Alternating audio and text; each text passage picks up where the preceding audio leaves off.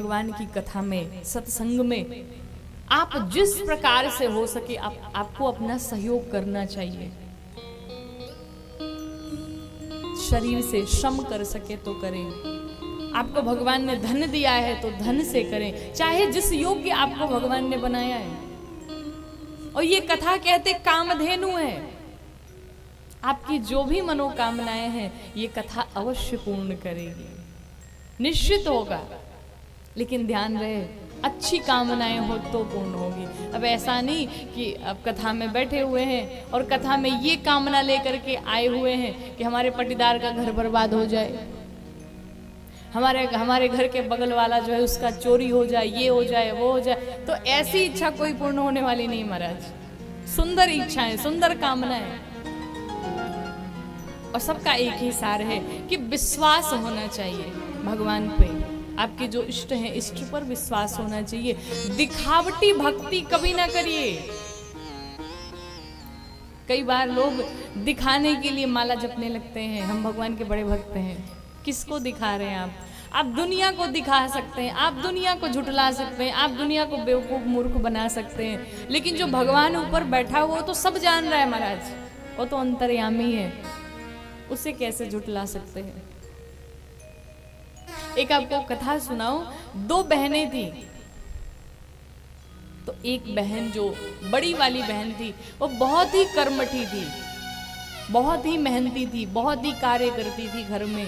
सबका देख रेख करना, माता पिता का ख्याल रखना, उनकी चिंता करना, सबकी सेवा करना, उसका बड़ा ही सुंदर स्वभाव था। लेकिन जो छोटी बहन थी वो थोड़ी अकड़ू किस्म की थी। उसे घर के कार्य से कोई मतलब नहीं रहता था। वो बस भोजन करती, सोती, घर का कोई काम नहीं करती। तो जो घर वाले थे उन दोनों के विवाह का जब समय आया तो माता पिता भाई ने बैठ करके ये बात की, आपस में डिस्कस किया, चर्चा की कि काम करो, ये जो बड़ी वाली है ये तो इतनी मेहनती है कि इसका विवाह अगर थोड़े गरीब घर में भी हो जाए तो भी अपनी घर गृहस्थी संभाल लेगी। लेकिन ये छोटी वाली ऐसी है कि इसका विवाह तो अगर कहीं ऐसे वैसे घर में हो गया तो ये काम तो करेगी नहीं महाराज, ऊपर से नाक अलग कटा देगी हमारी। एक काम करो, इसका विवाह बड़े घर में देख के करते हैं जहां नौकर चाकर घर में हो, काम करते रहें, तो इसे काम करना नहीं पड़ेगा, हमारी भी इज्जत बची रहेगी, इसकी भी इज्जत बची रहेगी। संयोग से ऐसा ही हुआ और दोनों बहनों का विवाह एक ही गांव में हुआ, एक ही नगर में हुआ।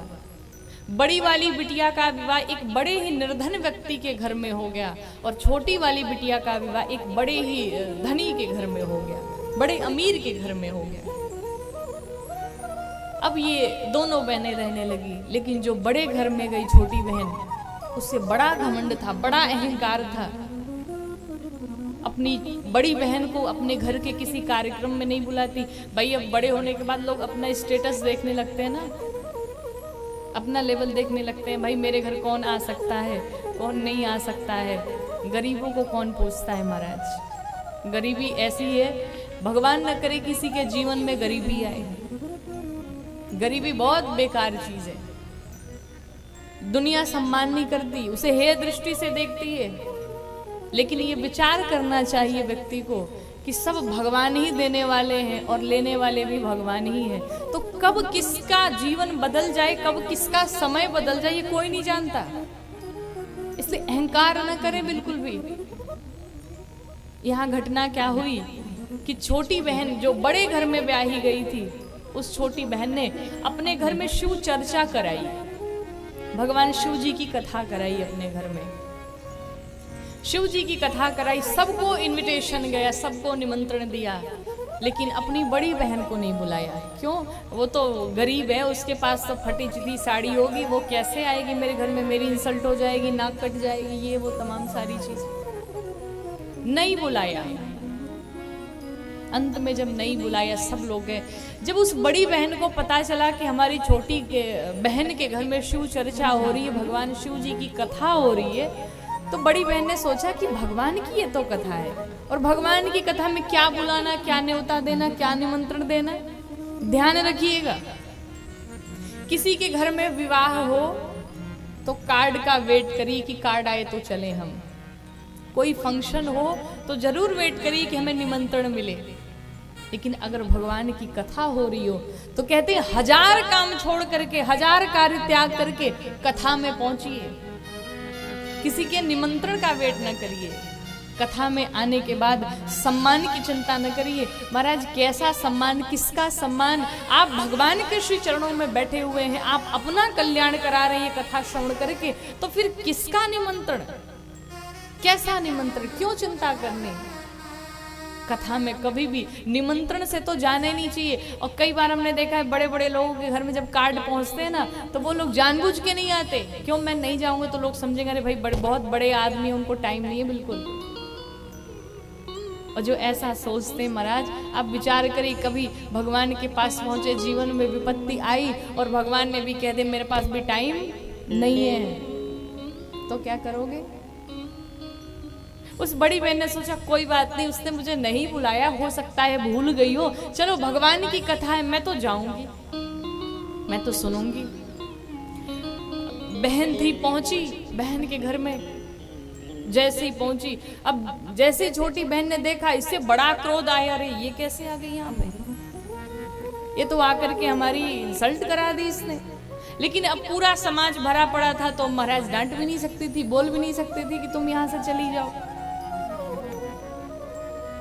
बड़ी बहन का जो स्वभाव था घर में कार्य करने का, सबकी सेवा करने का, उस बड़ी बहन ने अपना वही फर्ज फिर निभाया। कहा चलो भगवान की कथा हो रही, चलो मैं थोड़ी पूड़ियाँ बेल देती हूँ, थोड़ी सब्जियां बना देती हूँ, कुछ सेवा कर देती हूँ, सबकी प्रसाद बन जाएगा। अब ये बड़ी अकड़ के साथ आई और उसने कहा कि हाँ तू तो यही काम करेगी, चलो कम से कम यही कर लो।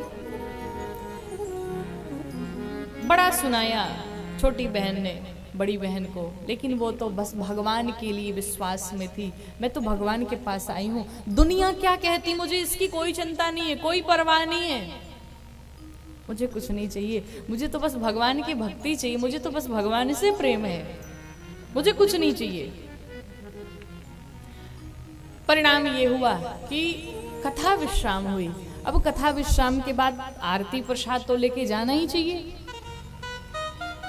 प्रसाद बंटने लगा तो जो छोटी बहन थी उसे इतनी ईर्ष्या थी बड़ी बहन से कि उसने प्रसाद दिया ही नहीं, अपनी बड़ी बहन को प्रसाद तक नहीं दिया भगवान का। अब देखिए घटना क्या हुई। जब उस बड़ी बहन को प्रसाद नहीं मिला तो बड़ी बहन कहा कोई बात नहीं, चलो मेरे भाग्य में नहीं था, भगवान हो सकता है यही चाहते हो, भगवान की यही इच्छा हो, कोई बात नहीं। अब घर पे बच्चे हैं, मैं उन्हें क्या दूंगी, बच्चे तो पूछेंगे ना भाई मौसी क्या गई थी, क्या लेकर के आई, प्रसाद तो दिया नहीं, क्या करूं मैं। बड़ी बहन घर पे नहीं पहुंची, बड़ी बहन सीधे अपने मायके पहुंची, अपने भाई के यहाँ। और जब भाई के यहाँ गई तो रास्ते में जाते समय एक तुलसी मैया का पौधा था और उसी तुलसी मैया के पौधे के पास में एक बुढ़िया मैया बैठी थी। उस मैया ने कहा बेटा एक काम करो, जा ही रही हो तो देखो यहाँ बड़ी गंदगी हो, जरा साफ सफाई कर दो। इसने कहा कोई बात नहीं, मैं कर देती हूँ, कोई बात नहीं, सेवा तो करनी चाहिए। उसने खूब बढ़िया तुलसी मैया का बिरवा साफ किया, बढ़िया से लिपाई पुताई की, जो इसे करना था, बड़ी सेवा की। थोड़ी दूर आगे गई तो जाते समय उस बुढ़िया मैया ने कहा देखो जब वापस आना तो मुझसे मिल के जाना।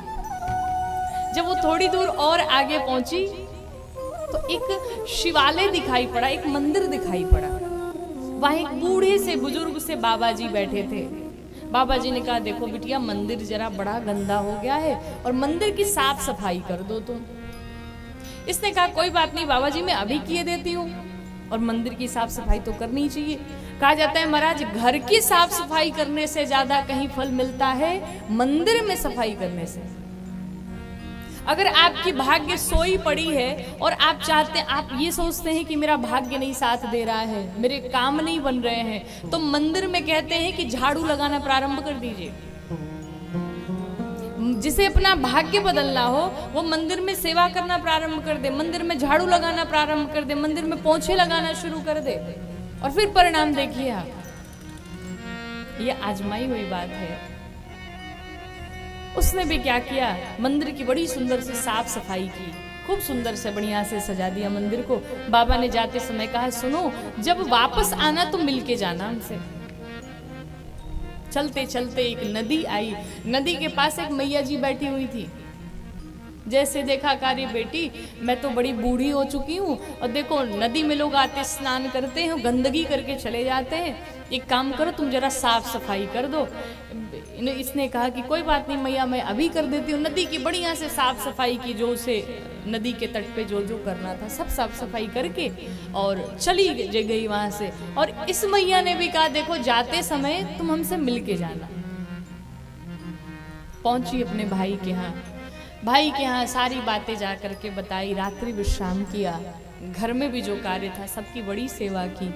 और करने के पश्चात प्रातः काल जब हुआ तो उसके भाई ने उसे खूब ज्यादा रुपए पैसे धन दौलत ऐश्वर्य सब लाद करके भर भर के झोले दिए, और भाई ने बहन को विदा किया।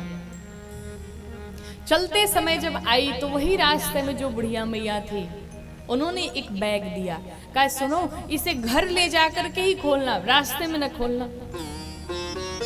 जब आगे बढ़ी तो वही मंदिर में जो बाबा जी बैठे थे, उन्होंने भी एक बैग पकड़ा दिया, कहा रास्ते में नहीं खोलना, घर जाके खोलना।